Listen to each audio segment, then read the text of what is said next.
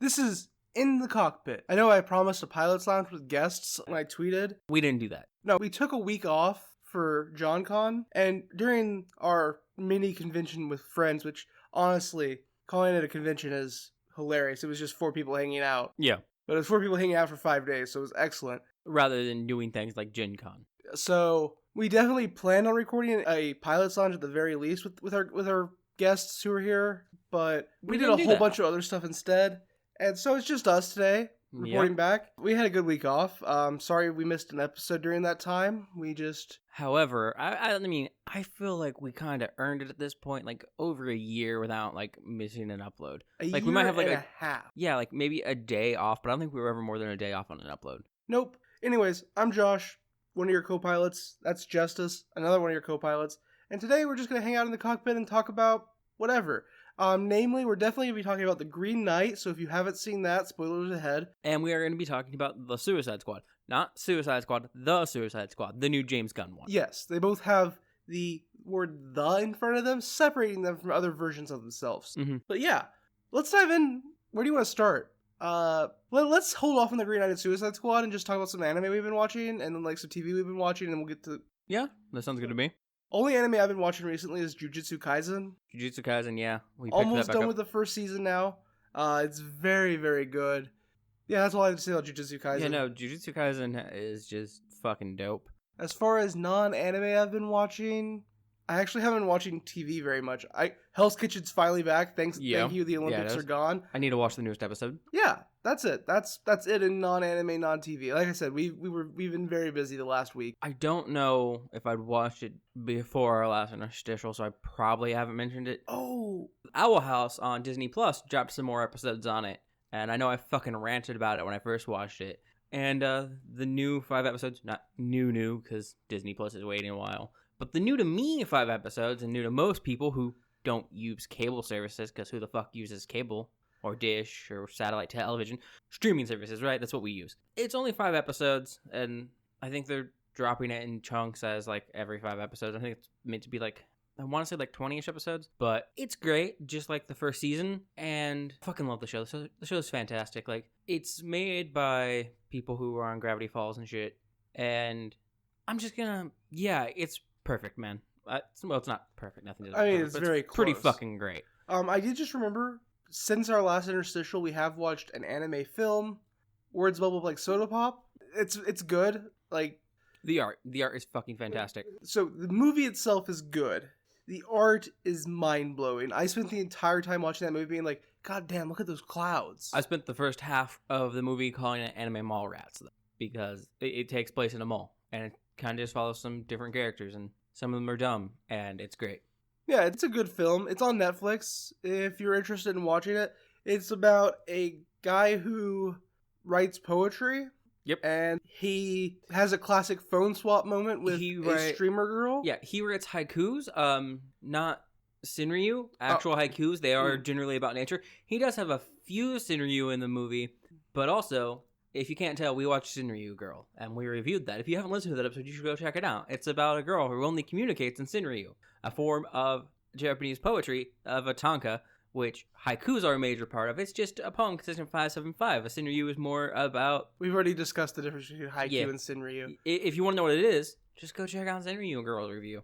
Yeah, unlike Sinryu Girl, though, our protagonist in Words Bubble Up doesn't only speak in haiku. Yeah. He just writes haiku and is, like, really interested in haiku. The movie's cute. That's all I gotta say about it. The movie's cute. The art's amazing. The plot's okay. Yeah. But I think that's gonna take us to... Oh, actually, before we dive into movies, did you see the news? Comic-related news? Tim Drake is gay. Oh, yeah, no. Obviously. I wouldn't bring it up, except it's a very... Haven't they, like, hinted at him in Superboy before, like, quite a while ago? Yeah, but, like, they still haven't, like, canonized Superboy.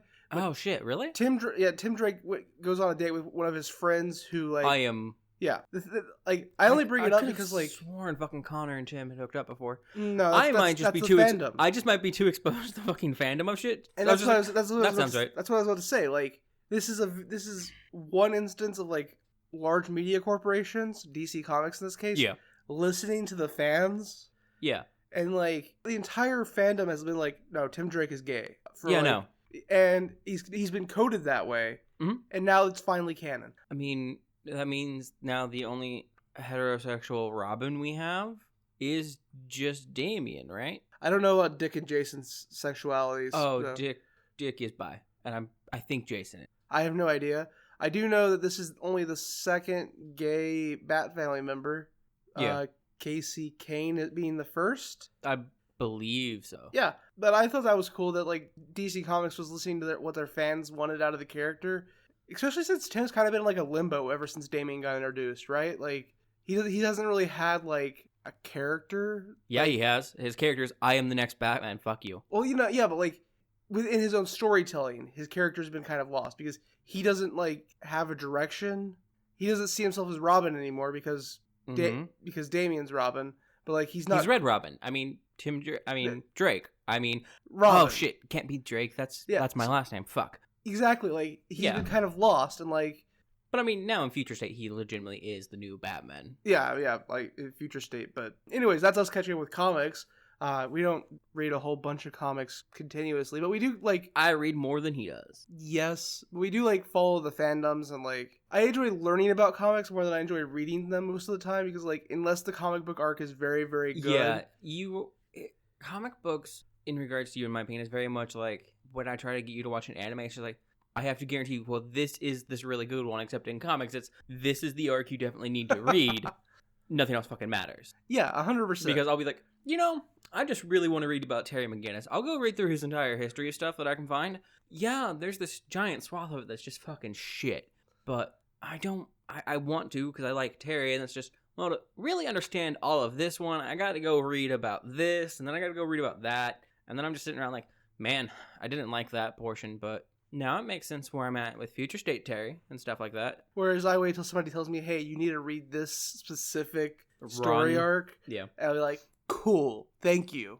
Yeah, I think we've beat around the bush long enough now, though, that we could probably talk about the Green Knight, so spoilers incoming. Or do you want to talk about Suicide Squad first? I mean, I feel like we should end on a good note, so let's talk about Green Knight. Okay, so in college, I was an English major. And what that means is I read Sir Gawain and the Green Knight, both in the updated English text and in the original Old English text.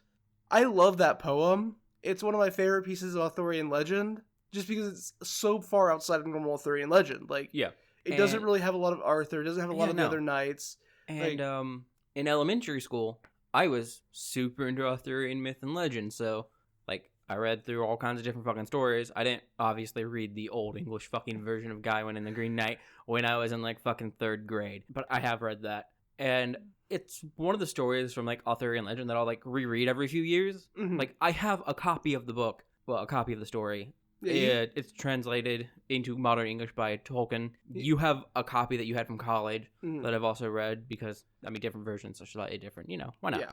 But I fucking love it. Like, Gawain is literally my favorite knight of the round. I think one of the important things to know about Sir Gawain and the Green Knight is, at the start of the story, Gawain is already the perfect knight. The problem with Gawain at the start of the story is, all the other knights see him as, like, one of the most honorable chivalric knights of the round, and Gawain's just, like, has no self-confidence, really. The boy has no self-esteem, is basically this. The story of Gawain and the Green Knight is, he has to go and learn self-esteem. And he has to learn that perfection is only something available to God. Like, yeah, because literally his problem with his self-esteem isn't that he's not good, it's that, well, I'm not perfect, I could be better. And it's just like, nah, man, you're human, you're allowed to fuck up. That is the essence of the story of Gawain and the Green Knight. It's, you're already fucking great. Love yourself, bro. And while neither of us are religious people and wouldn't agree with the statement that only God is perfect, I agree with the sentiment of don't be so hard, just love yourself, bro. Yeah, like, Gawain and the Green Knight is a great story because, like, it does end with the idea that, like, nobody can be perfect. Yeah. You can only be the best person you can be, and you're going to make mistakes. Because of that, it's a great story. That's not what this movie is. No. Let's just start with Gawain in this movie. A, he's not a knight. B, he's the son of Morgan Le Fay. Weird. Yeah, he is the son of Morgan, isn't he? In the movie, movie. Whereas in the story and like Arthurian legend, he's like the nephew of Morgan. Yeah, he's the nephew of Arthur, and thus is also the nephew of Morgan. Yeah, he is lazy, unmotivated, drunk, and he enjoys whoring around. Yeah, I mean, like in Arthurian myth and legend, Gawain eventually does get like a reputation for being like a ladies' man a bit, but like later. Oh yeah, and like, and even then, it's not like I go around and fuck everyone. It's just like, nah, I break hearts because I'm fucking awesome. Yeah, like that even in the poem, there's a bit of that. Like, it's not that he's a ladies' man; it's that ladies swoon over him, and he's like, nah. Yeah, he's just a heartbreaker. It's just like I gotta go do night stuff. So the Gawain in the Green Knight film and in Sir Gawain in the Green Knight poem are two totally different characters. Already vastly different. And I will say the best part about the movie is Dev Patel's portrayal. Oh yeah, I mean, of Gawain. Even if Dev Patel's a great actor, like I enjoy him when I see him. The problem is he's always in movies I don't like. Yeah, almost always. So, in the poem, it's at the very, very end that we learn that Morgan had anything to do with the Green Knight at all. Yeah. Not the case in this movie. Mm-hmm. In the movie... It's fucking obvious from the get-go. Yeah, it's literally, like, part of the story. Although, I will say, the movie does a lot of work with very little dialogue. Yes. Even if I hate this movie. Like, blood-seethingly hate this movie. I have praise for it. Some of the shots are very, very beautiful. Oh, no. Like, and it's got great camera work. The costuming is really well done for the most part. Yeah. I say for the most part because I don't like the Green Knight's outfit, but whatever. And Dev Patel's character, like, they do a lot of good character building without dialogue. Yeah, it's just they don't build the right character. Yeah, no, anyways, Morgan summons the Green Knight to challenge the court because she wants her son to have an opportunity to become a knight. Again, not an issue in the original text. In the original text, Green Knight just shows up, kind of challenges. Also, the original text takes place on New Year's, not on Christmas. But, changing that's fine. Okay, whatever. Well, I mean, now it's a Christmas movie, like Die Hard. Yeah. If Die Hard's a Christmas movie, The Green Knight's now a Christmas movie. And in the original myth and legend, if I remember correctly, Arthur kind of just steps back. He's like, whoa, I just got back from a quest. Like, my knight should earn some honor and renown here. And Gawain just steps in. He's like, I got this. Whereas in this, it's just people are challenged, and Arthur is old for some reason, like much older. Yeah, he seemed like he's in his 50s, Sir 60s maybe. This Sir Gawain and the Green Knight takes place early in the Arthurian cycle. Like, yeah, he's been a king for a short while. Like, don't get me wrong, Gawain is one of the younger knights, but yes, that's because you have people like fucking Sir Kay who are older than Arthur, because they're just like, hey, I was your actual father's friend. I'm gonna help you out because I'm a good guy. Does Arthur, like, I'm misremembering Lamorte to Arthur right now, but Arthur doesn't even, like, reach the age of 50, right? Like, he dies way before that. Yeah. This Arthur and his queen are way too old. Mm-hmm. Like, Guinevere and Arthur in this, way older than they have any right to be. But that's okay. It plays into a twist later on down the road. Yeah. So, Gawain cuts off the Green Knight's head, like you do. Green Knight picks his head up, like you do. And Gawain leaves his axe behind. Yeah, leaves his axe behind. And Gawain has to reciprocate. Like, in a year, he must journey to the Green Knight's home and allow the Green Knight to exact the same blow. Mm-hmm. I would like to point out here, just because a thing that bothered me, the Green Knight leaves his axe. Yes. In the myth and legend and stuff, that's kind of the prize for this whole thing. Like, yeah, you'll get this axe. So I was like, okay, cool. But later in the film, at the end, the Green Knight has his axe back, but we saw the fucking knights box it up. Okay, so and keep it. So here, following that thread, when Gawain leaves Arthur's castle, he has the axe with him, and then he gets mugged, loses the axe, then finds the axe in the Did he have the axe with him? Yes, then finds the axe in that farmhouse. I probably just had my brain turned off because by that point in the movie, I was just like, I'm fucking done. Yeah, he then finds the axe in the farmhouse after I got you. Helps the ghost find her head. Okay, I know where I was. Yeah, so he lost it, and then it magically appears in the farmhouse. You're not wrong that it magically reappears. Yeah. Just the timing. But everything magically fucking happens at the end of the fucking movie. So I will say a lot of this movie is just watching Gawain ride a horse. Yes. Like a solid 40 minutes. This movie feels like travel. Yeah. And like nothing happens. Now, you might be wondering why the fuck we even watched this film if you've looked at like review scores, because critic reviews put it at like 90s and 88%. 88%. Right, and audience scores put it at like a 34 last I saw. Yeah. Yeah. And so, honestly, between us two, we normally side more with a critic review. Yes, 100%. Which I would argue makes sense if you are aware of what we do on this show, where we review things and critique it. We are definitely not like full blown critics, but we are amateur critics. Yes. And So we normally side more with that. And, like, the non-spoiler reviews that we saw for shit was just like, I wish there was more action. Us and our friends were just like, well, how the fuck would there be action? Gawain in the Green Knight has, like, very little action. It's just, like, 2 blows. One guy gets his head chopped off, the other one gets a small line down the back of his neck. That's what happens in this film. I saw all these critiques of the movie where people were like, I wish there had been more action. I was like, did you know what you were going to see? Like, yeah. So, and I saw other reviews where people were like, very faithful to the original poem. And I was like, cool. If this is both faithful to the original poem and has no shoehorned in action scenes, this should be a great adaptation. A, it's not faithful to the original. Hell no. And B, goddamn, do I agree with everybody that said this could have used more action. Like, yeah, no, if they had just wanted to make this like I think any generic this King Arthur story, where it's just like we forewent all the lore and just made him fight people, I would have liked it more. Well, I think the problem is this is a 2 hour and 15-minute movie that could have been an hour and a half. I mean, it probably could have just been.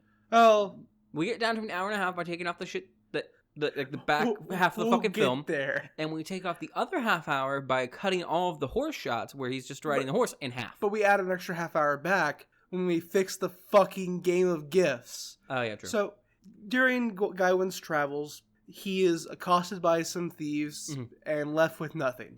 Bandits, really. He then finds an abandoned house, barn, and sleeps there, where he wakes up next to a ghost. The ghost is like, hey, I can't find my head. Can you find my head? It was thrown in this lake after this guy tried to rape me. So Gawain does it, but only after being like, well, what's in it for me? Because this Gawain, has to be reiterated, is not the Gawain of Arthurian legacy. Who, if he'd found a ghost with no head, would have been like, hell yeah, I'll find your head. Also, I'll hunt down that guy who fucking, like, murdered you and raped you. Yeah, like, 100% he would have been like... I'm gonna do what you asked and go the extra mile. He would have, like, looked at his watch and been like, I only have 6 days till I gotta be at the Green Knights. I'll ride through the night. I think I can do this. Yeah, we're good. I got you. But, so then he ends up at a manor, a castle, and he meets the lord of the castle and the lady of the castle, and an old woman that lives with them. Yeah. I never remember how to pronounce the fucking name. The name is Bedelic. Okay, there we go. Or Beltelic. I think it's Beltelic, but I might be wrong. Bedelic sounds more Old Englishy. Anyways, we don't get their names in this movie, so it doesn't matter. They're literally just listed as Lord and Lady in the credits. I didn't even bother to look at the credits. I didn't either. I've done a tiny bit of research outside of this. Also, Arthur isn't credited as Arthur. Guinevere isn't credited as Guinevere. Do we only have Gawain credited as one of the fucking knight names? That's the only knight name in the movie. None of the other knights appear in the credits. And like Arthur is just listed as king, and Guinevere is listed as queen. Morgan Le Fay is listed as Gawain's mother or just mother. Nice. Like none of the characters get names except Green Knight and Gawain. And Green Knight's not even his name. Green Knight's Bedelic. Yeah. But not in this movie. And as far as I can tell, in this movie, Green Knight is not Bedelic, even though they hint at the relationship in the manor. Yeah. But so he gets there, and we basically start the game of gifts. Which, if you're familiar with the source material, the game of gifts goes like this: Beltelic and his men will go out hunting every day, and the finest thing that they will give to Gawain for his journey home. And Gawain, in whatever he does in his day, whatever he receives within the castle, whatever he receives during his day, he will give to Bedelic. And that's the game of gifts. And like you're like, oh, what can Gawain receive in the castle? In a movie, it would work really, really well because it's just an area of tension in the fucking like story. Yeah, and like you're like, what can Gawain receive in the castle? The answer is the love of Beltelic's wife. Yes. The first day, I don't remember what Beltelic gets, but Gawain gets I think it's a kiss. fox. The fox is day 3. A fox is day 3. Uh-huh. It might be like a pheasant or something. I know it's like larger game as the day progresses, and then it's a fox for some reason at the end. So Gawain gets a kiss from Beltelic's wife. He's not trying to seduce her, but he's just that cool. Yeah. Because that's the thing, right? Gawain is like, he personifies the 5 aspects of being a knight. I don't remember what those 5 are, but that's what the pentagram in the movie is, in case you're wondering. Like, the 5 aspects are like chivalry, loyalty, honesty, honor. I might be getting them wrong, but that's essentially what they are. And so Gawain being mercy, humility, honor, sacrifice. Okay, I'm seeing more than 5 on this thing I looked up. They get skewed based on translations. Friendship, generosity, chastity, courtesy, and piety. That sounds like the 5, yeah. Yeah, I think it uses some different words depending on where you're at, but like that sounds right. Yep. Because I think friendship's also loyalty in some, so it's like loyalty, generosity, chastity, courtesy, and piety. Yep, that sounds right. So Gawain, being the honest knight he is, gives Beltalik a kiss. Yeah. So, fair is fair. He gets they trade gifts. Day 2, Gawain receives 2 kisses, and Beltalik hunts something. Yeah. At the end of the day, they trade. Gawain kisses Beltalik twice. Beltalik makes some type of snide comment because she's like, where are you getting these kisses in my manor? And then day 3, Beltalik hunts a fox.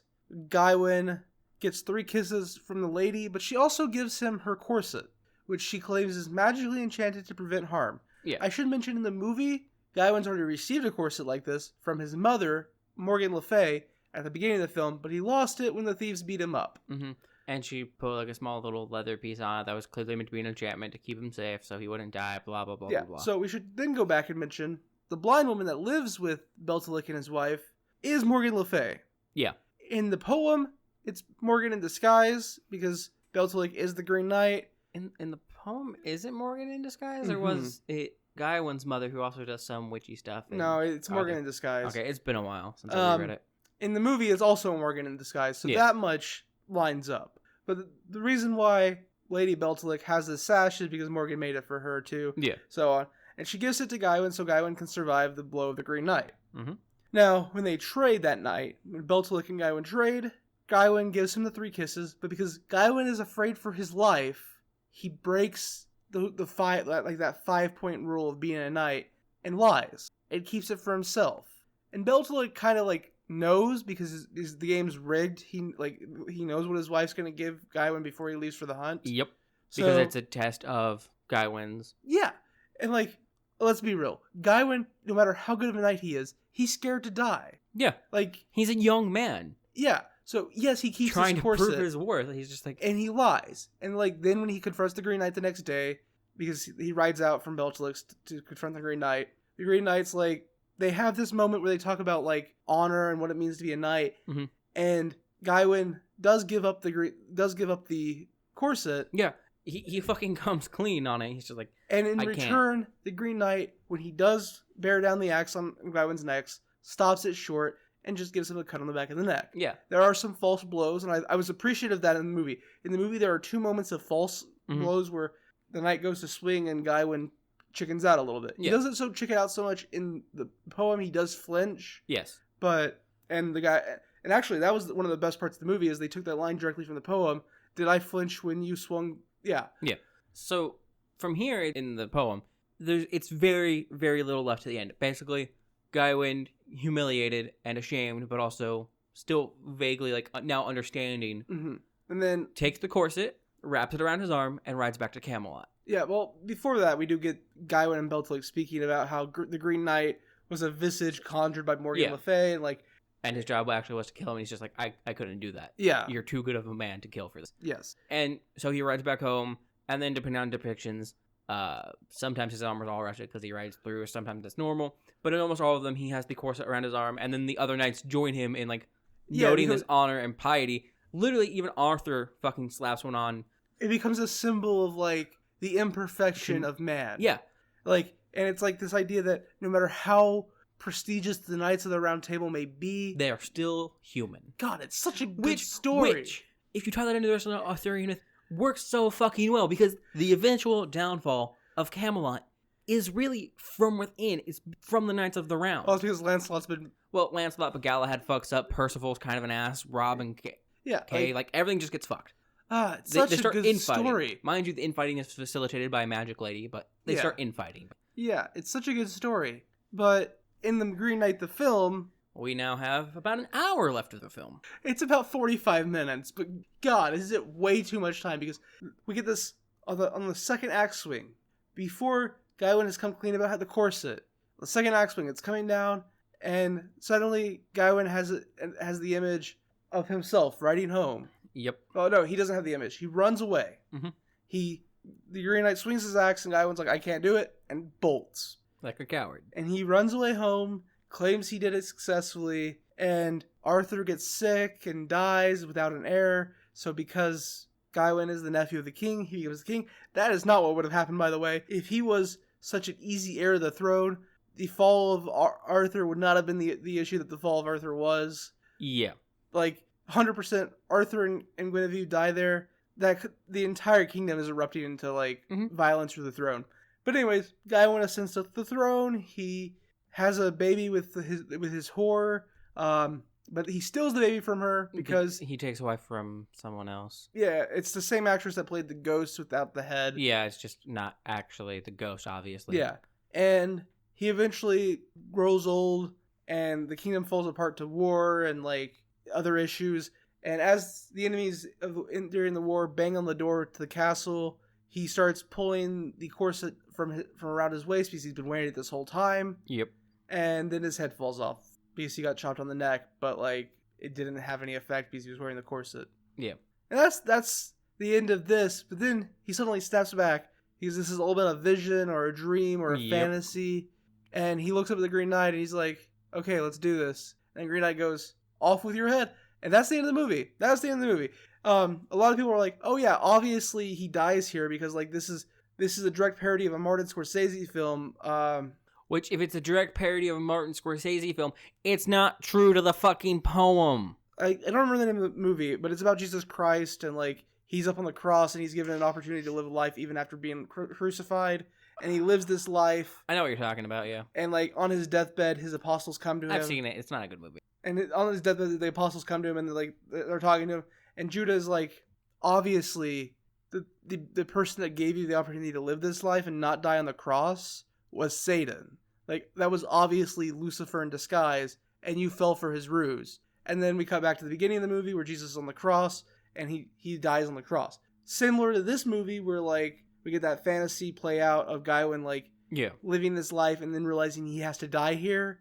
And, like, the parallels there are excellent. Like, if this was supposed to be an homage to Scorsese, chef's kiss. Beautiful job. But you could have done it without calling it an adaptation of a fucking Gawain and the Green Knight. No, I think even that scene could play out. Yeah, you could play it out in that, but nothing else in this fucking film works for it. Yeah, that's the issue. Like, The Last Temptation of Christ is the name of that Scorsese film, 1988. Yeah. My bad. But, like, as good of an homage as that is, it doesn't make up for butchering the source material. And, like, the best part of this film is, like, the 2 times we see Merlin. 2 times we see Merlin. Yeah. He doesn't really do much. He's just kind of there. Yeah. I liked it, though. Also, he's not listed as Merlin in the credits. I don't know if he is or not. Probably not. Like, here's my biggest issue with this. The director claimed that he needed to update this for a modern audience. And that in order to do that, Gawain needed to be relatable. Because Gawain is not relatable as a character. He's too perfect to be a relatable character. But, like, that's part of the story, right? Except like, also, arguably, he is relatable because every person, no matter who or what things they face, definitely face self-doubt and have problems believing in themselves, which is the main crux of the story, because we don't see a lot of Gawain interacting with the other knights. Like, Gawain is extremely perfect in other tales because we see him from a third-person perspective. Yeah. But in the story of Gawain and the Green Knight, we see it from himself, so we feel his self-doubt and all his fucking worries and woes. And, like, we do get and we see him do doubt and fail in Gawain and the Green Knight. So he is relatable there. And we get some narration about how he's this perfect knight and stuff. But, like, all of that plays out in such a way as to teach us that, like, perfection is not a human quality. You can't be perfect. Sir Gawain and the Green Knight's final motif, in my opinion, is the idea that failure is human. And that's such an important lesson. And I don't know why you need to try to change that lesson for a modern audience. Yes, I feel like right now, like, I'm one of those people who have just watched a live adaptation of an anime film and is like, no, this is why it was wrong.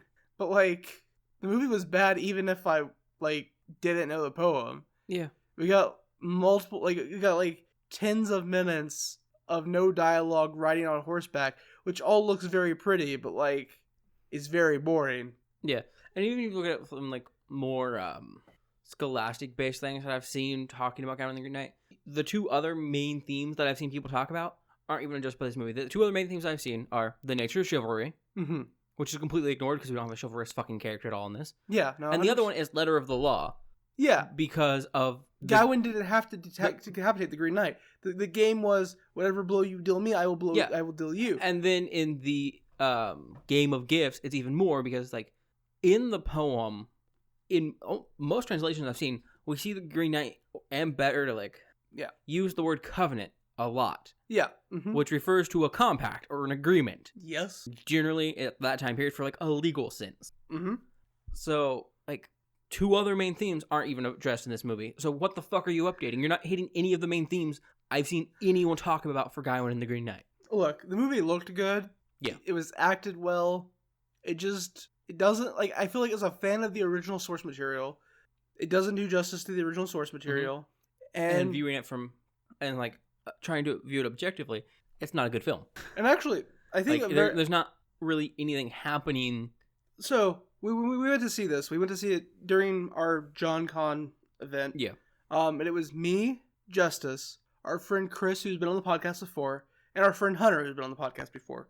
To lay this out, we went half an hour away because the theater nearby wasn't screening it. So to lay this out, Justice and I are huge, I would say even fans of Arthurian legend. So huge is Chris. fans. This is also quite a big This is fan. one of our favorite poems. Chris likes Arthurian legend, but he's not as familiar with the source material. Yeah. Hunter has never read the source material. Mm-mm. None of us enjoyed the movie. You have I think out of the 4 fans, of us, Hunter hated it the most. The guy who had no frame of reference for the material hated it the most. You have diehard fans. I wouldn't call Chris a casual fan, but a casual fan of the poem, and somebody that has no idea about the poem in its entirety. In my mind, that's a pretty good sample of what you could expect an audience to be. Those are your Yeah. And none of us liked it. None of us. I don't want to I don't typically agree with an audience score. I mean, I do sometimes, but especially early reviews, I feel like critics have a better understanding of the movie. Yes. Not this time. But this is also from A24, which does more art housey movies and stuff. So there's always this feeling I get sometimes when I watch a movie like this and I see high critic scores. I'm just you just gave it a high critic score because someone else is going to be tossing out all these themes and ideas of why this is such a great film and how it's such a masterpiece. And you just don't want to feel like the idiot when the other critic says it's a highbrow masterpiece. You're I clearly understand the themes and motifs and everything the director is trying to achieve here because I myself am sophisticated. Yeah. No, I get what you're saying, 100%. And I've already read some of those reviews. I've watched some of the YouTube videos that are coming out. And 100%, there's this idea that if you didn't like this movie, you were just not smart enough to like this movie. Several of the critic reviews I saw that I read afterwards talk basically about how it does a great job of hitting these motifs. At no point in some of those reviews do I see the critic mention what the theme, motif, or main idea or point of the story is. That's it does a really good job of hitting them. Okay, then what the fuck is it hitting? Tell me. It's because you fucking can't. But that's Green Knight. It was bad. Don't watch it. I mean, okay, so there's a certain segment of people that will listen to people like us talk about how much we hated the movie and go well, I still need to see it. If you feel like you still need to see it, go watch it. If you like it, props to you. If you enjoy this movie... Tell me how, but props to you. If you enjoy this movie, I'm glad for you. Because, so, I went through a roller coaster before I even saw this movie. I saw the trailer and I was like, oh, god damn it. They're going to ruin this poem, aren't they? And then I started getting critic reviews back and seeing people discuss it needing more action or it it following very closely to the poem. And I was like, oh god. So my roller coaster's going up the hill now. I just plummeted down right the first hill when I saw the trailer. And now we're cranking back up the second hill, getting ready for that roller coaster. I was like, is this gonna be great? Is this actually gonna be good? And then I saw it and you know what sucked? I really liked the way they designed the crown. Mm-hmm.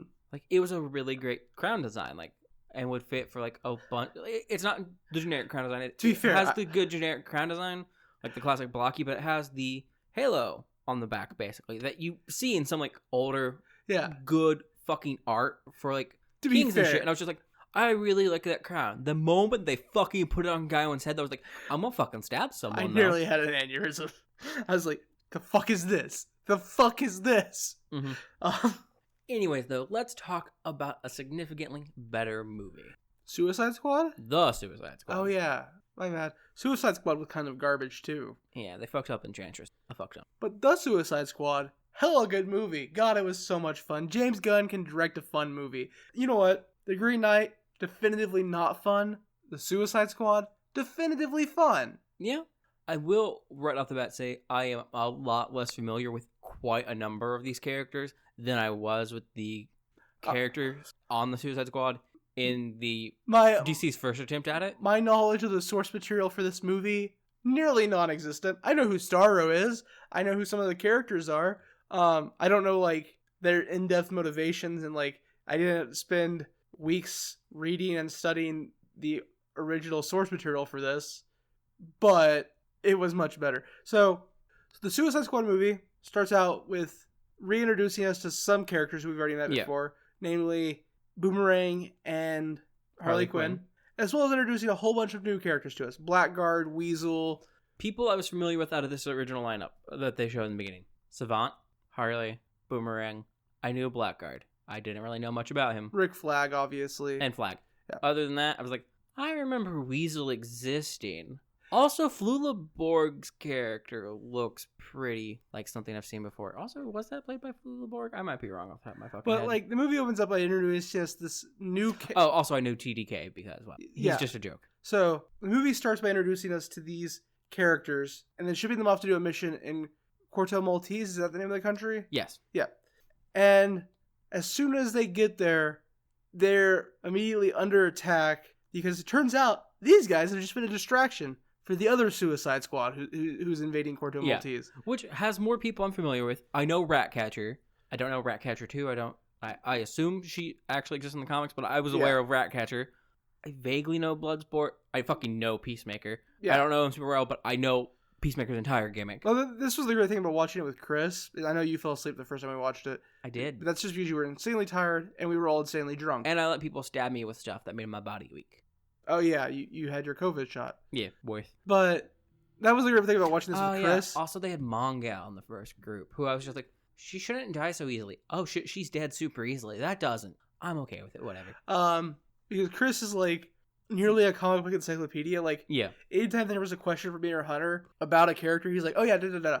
Like, so the new group has Peacemaker, Bloodsport, Ratcatcher, Polka Dot Man. Oh yeah, is that his actual comic book name? I can't remember if that's his full comic book name. Yeah, I was vaguely aware of his character. Polka Dot. I feel like there was another person in their group. I'm King Shark. Oh yeah, King Shark.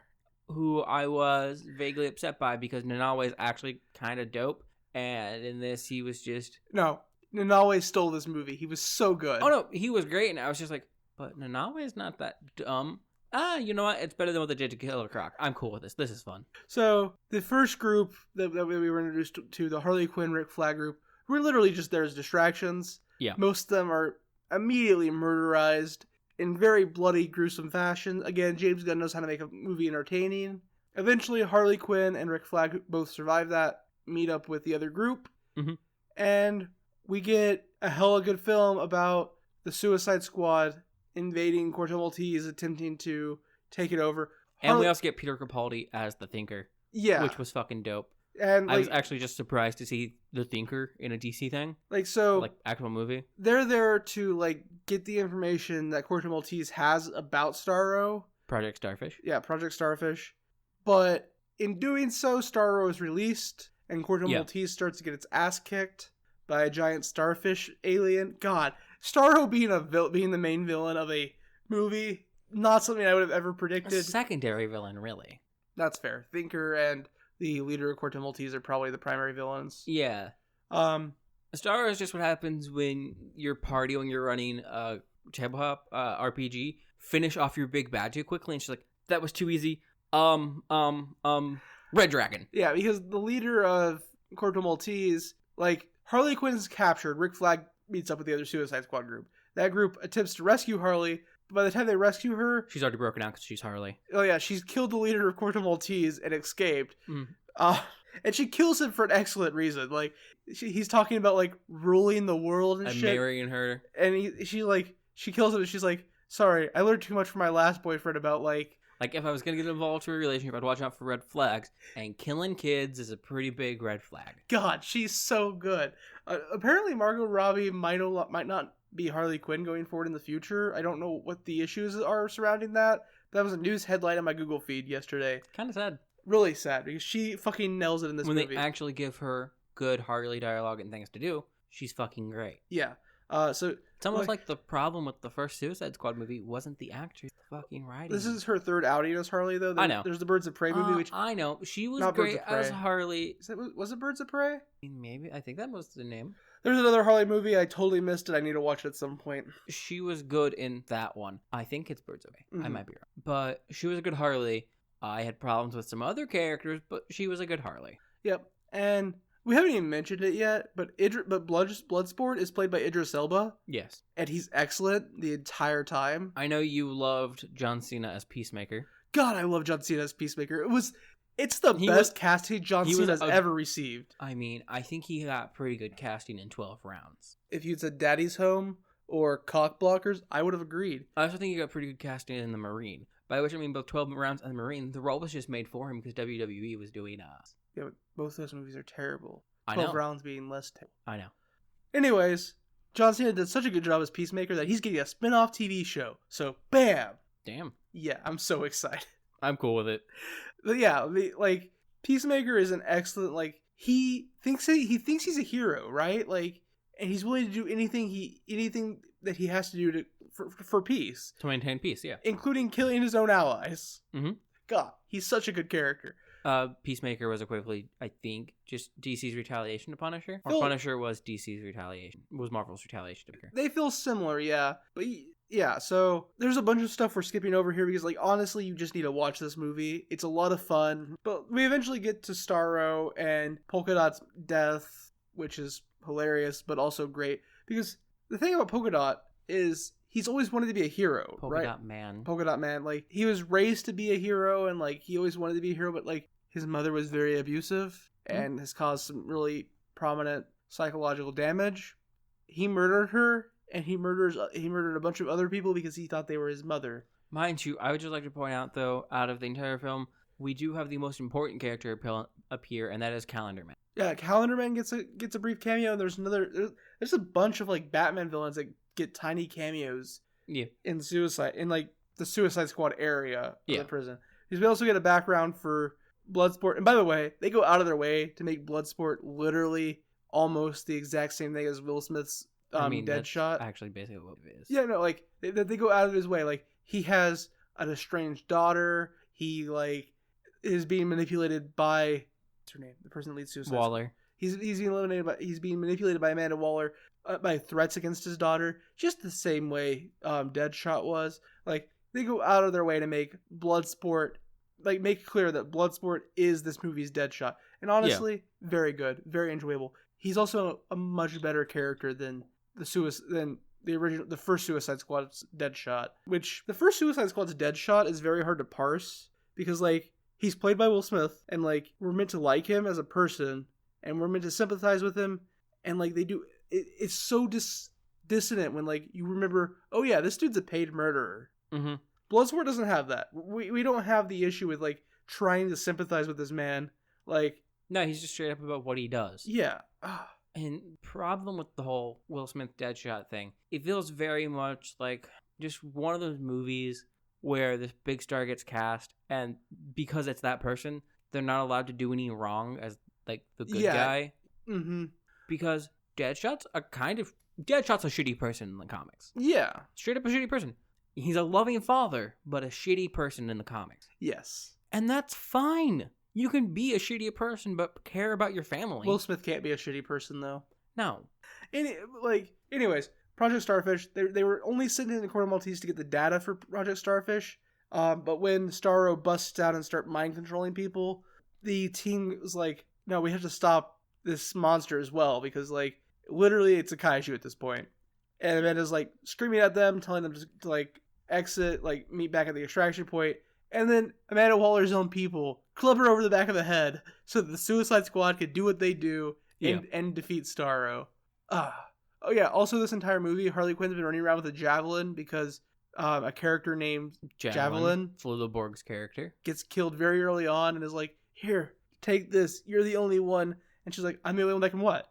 Come on, you can't just, because he dies mid-sentence. Yeah. So she's been carrying this around the entire time, which eventually ends with her jumping into Starro's eye with the spear, with the javelin, which hilariously does basically nothing. I mean, it rips the thin membrane over the ink, so asking of its eye. Yeah, at the end of the movie, it's Ratcatcher who is the one that takes Starro down by sending hordes of rats into Starro's eye. Yep. Yeah, movie was very good. Very much enjoyed it. I hope they let James Gunn do a sequel to this, because this might be the best This is the best DCEU movie we've ever had. Since they started the DC Extended Universe, this is the best movie we've had. None of the Superman movies compare. Justice League was kind of bad. I haven't seen Zack Snyder's version yet. I mean, it's better than that, but it's not better than this. I'd argue that Wonder Woman still had a really, really good outing. Oh yeah, the first Wonder Woman movie was very good. The second Wonder Woman movie was nowhere near as good. I have a lot of issues with the second Wonder Woman movie. Don't get me wrong, I have major issues with the start of the first Wonder Woman comic, because it ignores a lot of like classic Wonder Woman setup. But that's fine. You can change it. It doesn't really change a lot. I do still hate the way Ares looks and whatever. But I'd say it's still a really good movie. Yeah, the first one was pretty good. Second one was less good. But yeah, this might be the best DCEU movie in the DCEU. Yeah. I would say it is. I think it's better than Wonder Woman. I had more fun with this movie than I've had with any Wonder Woman movie, but... Yeah, but arguably also, though, this movie is set to be more fun. Oh, yeah, 100%. Whereas Wonder Woman is definitely set to be more serious. That's a fair point. Also, don't you like how just like every iteration of the Suicide Squad is basically mostly Batman villains? Yeah, but like Wonder Woman didn't have John Cena in it, so yeah. Like you can only do so much without John Cena and Idris Elba. Also, Idris Elba, amazing leading man. John Cena, amazing. Nanaue was even played by... Nanaue was even played by... He's voiced by Sylvester Stallone. He was Steve Agee on set, and Steve Agee was also one of the guys at Waller's, part of Waller's team. Oh, cool. He was the guy who was like, I'm great at my job. Yeah, this movie was great. It's nice to end on this note instead of the Green Knight. You were right. This is a much better way to tackle it. Outside of that, I just finished the third book in the Gentleman Bastard sequence. The Gentleman Bastards is pretty fucking good. Yeah, it's a series of books by... I'm forgetting his name. Scott Lynch? That sounds right. I think it's Scott Lynch. And the fourth book comes out later this year. August 19th. Yeah, literally like a week from this episode. Yeah. Oh, literally a week from this episode. Yep. And I'm super excited to continue the series. It's no King Killer Chronicles, but in the interim, it will do. It's equivocally medieval conmen, well, more like Renaissance style conmen and magic. Yeah, that's exactly what it is. Very good. Very enjoyable. Excited for book 4. Yeah. You got anything else, Dad? Nope. I guess that means the next time we see you, we'll be taking off again. It's been a minute since a flight. We missed our last one. Sorry again, guys. But inclement weather. By that, he means vacation. But it was a good time catching back up with everybody. Good time catching up with you guys on this Inside the Cockpit. And we'll see what our future flights have in store for us. If you want to get a hold of us, you can find us on Twitter at CopilotsReview. Or email us at copilotsreview@gmail.com. Or you can find a link to our email, our Twitter, our Discord, our YouTube, all on our website, copilotsreview.simplecast.com. And remember, if you enjoy our content, feel free to leave us a review wherever you listen to us. And even if you don't feel like leaving a review, if you enjoy us, tell somebody. Word of mouth is one of the strongest ways podcasts grow. Even if you don't know them, just walk up to a stranger that you see and tell them. Yeah, 100%. That's the way to do it. I'm on board with this idea. Anyways, actually, probably don't walk up to them. Approach, stop at 6 feet, yell about us to them, and then turn and walk away. Coronavirus is getting bad again. I don't think you need to yell at 6 feet. I'm saying yell at 6 feet. You need to make that impact. Let them know. Make this person fucking wonder, why are they yelling at me about this? Who is this fucking random person yelling about Copilot's Review? What the fuck is that? That way they go and Google.